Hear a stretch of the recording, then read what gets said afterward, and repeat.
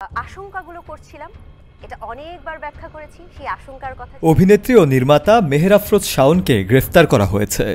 রাজধানীর ধানমন্ডি থেকে আজ বৃহস্পতিবার সন্ধ্যায় তাকে গ্রেফতার করা হয়। রাত ৮টার দিকে বিষয়টি গণমাধ্যমকে নিশ্চিত করেছেন ঢাকা মহানগর পুলিশের গোয়েন্দা শাখার প্রধান রেজাউল করিম মল্লিক। তিনি জানান, রাষ্ট্রকে নিয়ে ষড়যন্ত্রের অভিযোগে শাওনকে গ্রেফতার করা হয়েছে। সম্প্রতি শাওনের রাজনৈতিক অবস্থান ও কিছু মন্তব্যকে কেন্দ্র করে সামাজিক যোগাযোগ মাধ্যম সহ বিভিন্ন মহলে আলোচনা সমালোচনা শুরু হয়। এদিকে আজ বৃহস্পতিবার সন্ধ্যা ৬টার দিকে জামালপুর সদর উপজেলার নারুন্দি রেলওয়ে স্টেশন সংলগ্ন এলাকায় অবস্থিত তার গ্রামের বাড়িতে আগুন দেওয়ার ঘটনা ঘটে।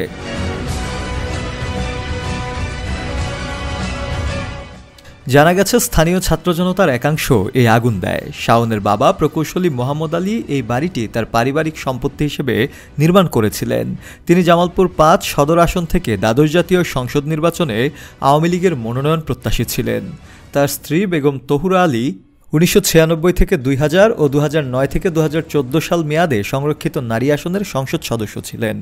শাওন নিজেও আওয়ামী লীগের সংরক্ষিত নারী আসনে মনোনয়ন প্রত্যাশী ছিলেন। ফায়ার সার্ভিস কর্তৃপক্ষ জানিয়েছে, ঘটনাস্থলে পৌঁছে তারা আগুন নিয়ন্ত্রণে আনার চেষ্টা করেছে। তবে ক্ষয়ক্ষতির পরিমাণ ও অগ্নিসংযোগের পেছনে প্রকৃত কারণ এখনও নিশ্চিত হওয়া যায়নি। মূলত ৫ আগস্টের আগে পর্যন্ত অনেক তারকা আওয়ামী লীগকে সমর্থন করলেও ৫ আগস্টের পর প্রায় সকলেই বেশ নীরব। তবে নীরব ছিলেন না শাওন। তিনি সবসময়ই আওয়ামী লীগের হয়ে কথা বলতেন ফেসবুক সহ প্রায় সকল মাধ্যমে, যে কারণে তীব্র জনক্ষোভ দেখা গেছে তাকে নিয়ে। মূলত সেই জনক্ষোভের কারণেই এসব ঘটনা ঘটেছে বলে মনে করছেন অনেকেই। শফিউল মাওলা, কালের কণ্ঠ।